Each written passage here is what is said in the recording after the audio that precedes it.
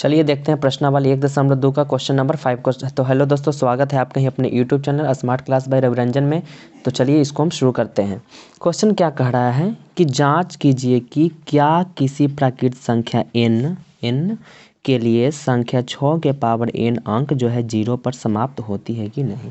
तो दोस्त क्या कह रहा है कि अगर 6 के पावर जो n है और यहाँ पे n का वैल्यू कोई रखते हैं तो n का वैल्यू रखने के बाद वो जो कह रहा है कि कोई भी अंक 0 पर समाप्त हो रहा है कि नहीं। तो देखिए, अगर 6 के पावर n हम कुछ भी रख देते हैं, मान लें कि 6 के पावर स्क्वायर कर दिए, तो जब 6 को स्क्वायर करेंगे तो बताइए तो 6 गुना 6 होगा कि नहीं। तो जब 6 को हम खंड करेंगे तो 2 गुना 3 होगा और इस 6 को खंड करेंगे तो 2 गुना 3 होगा। बताइए तो इसमें कहीं पे भी आपको 0 नज़र आ रहा है? नहीं। यानी कि 6 के पावर n पर कोई भी प्राकृत संख्या ले लेंगे, 1 2 3 4 10 50 कितनों भी, तो लास्ट में 2 और 3 के अलावा मतलब लास्ट में क्या है ना कि 0 नहीं आएगा। ठीक है, तो 0 आने के लिए क्या होना चाहिए कि 0 आने के लिए हम मेरा अंक पर 2 और क्या रहना चाहिए 5, तब वही आपका क्या होगा सही होगा। लाइट थोड़ा सा कम गया है क्या? 1 मिनट रुक जाइए थोड़ा। चलिए अब शायद दिखाई दे रहा होगा।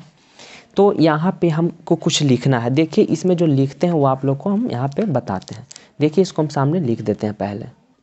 तो चलिए यहाँ पे जैसा कि मैंने लिख दिया है कि हम जानते हैं कि कोई भी प्राकृत संख्या जो रहेगा अगर 0 पर समाप्त हो रही है तो उसको में क्या होना चाहिए कि वो 2 और 5 से विभाजित होना चाहिए।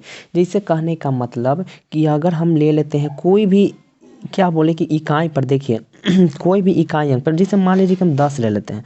अगर 10 को हम खंड करेंगे तो 2 पचे 10 आ रहा है ना, तो इसमें देखिए 2 और 5 सबसे पहले ज़रूरी है। ठीक है, तो यहाँ पे तो 6 में जो है 6 का अगर हम गुणनखंड करते हैं तो 2 और 3 आ रहा है, लेकिन मेरा 5 नहीं आ रहा है। और 5 के अलावा 2 तो आ जा रहा है, लेकिन सिर्फ 5 गड़बड़ है। तो जब 5 आ ही नहीं रहा है तो कोई भी जो संख्या होगा 0 पर समाप्त हो सकता है नहीं, क्योंकि 0 पर जब समाप्त होगा तो अंत में 2 और 5 जो है 2 और 5 से लगने वाला अंक रहना चाहिए। लेकिन यहाँ पे जब कोई भी अंक पे हम ले रहे हैं 0 वाला, तो लास्ट में 5 आ ही रहा है, तो 5 आने का मतलब है कि वो अंक 0 वाला होना चाहिए। तो यहाँ पे हम बात को लिख दिए हैं।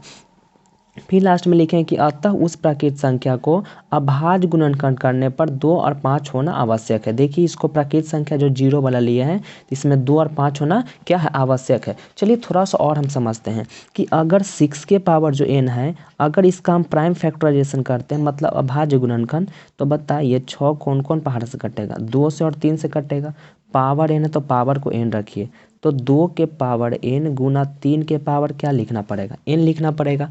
तो बताइए इसको जब गुणनखंड किए तो इसमें 2 और 5, 2 तो आ रहा है लेकिन 5 आ रहा है नहीं आ रहा है। तो यहाँ पे लिखेंगे कि 6 के पावर n के अभाज्य गुणनखंड में 5 नहीं आ रहा है।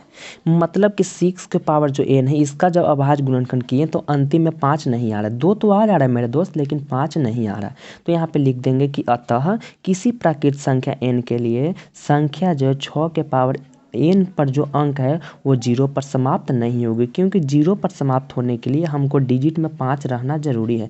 5 नहीं है तो वो नहीं होगा। तो बस यही था आप लोग का क्वेश्चन नंबर 5। इसमें कुछ ज़्यादा नहीं है, खाली सिर्फ कॉन्सेप्ट को थोड़ा समझना था, थोड़ा सा इसमें लिखना था, और लिखने के कारण ही आपको थोड़ा लगेगा कि हार्ड है। हार्ड कुछ है नहीं, बस इसको थोड़ा लिखने के लिए सीख जाइए।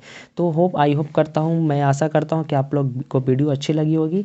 तो वीडियो को शेयर करें, लाइक करें, और समझ में नहीं आता है तो इसको कमेंट भी करें। ठीक है, तब तक के लिए दोस्तों बाय, मिलते हैं नेक्स्ट वीडियो के साथ।